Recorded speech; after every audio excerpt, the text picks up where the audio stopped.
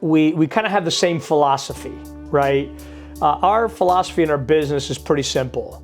Our clients' lives are going to be better after having met us than before. So I think if there's one thing that we do the same is that how we get there for each client is different. Everjay is an incredibly empathetic individual, right?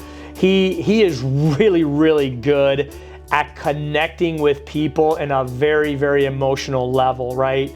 And in this business, that is very, very important, right? In the end, we want to understand what people are feeling and we want to help them with those feelings, and he is really, really fantastic at that, where I had to learn that. Well, I think it's without saying that he is very, very organized, and I found out very early on when you're working with your dad, if you're not organized, it's not a great place to be.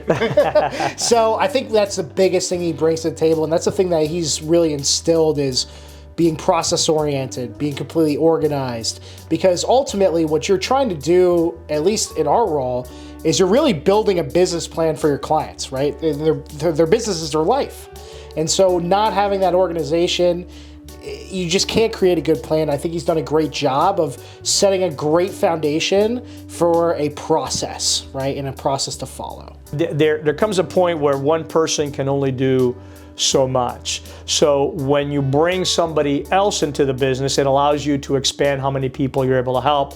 But what you're doing is you're bringing somebody on board that you know their value system, right? Now, there's another part of it that most people don't think about. One question that I get asked quite frequently is by clients is, what's going to happen to your financial plan when you decide to retire? Which is actually a fantastic question. And what I tell them is, your financial plan doesn't have to retire when I do, because Everjay is going to be here to help you. He helped create the financial plan, and he will continue helping you in the future even when I decide to step away from the business. So what it really does is it provides continuity to a person's financial plan.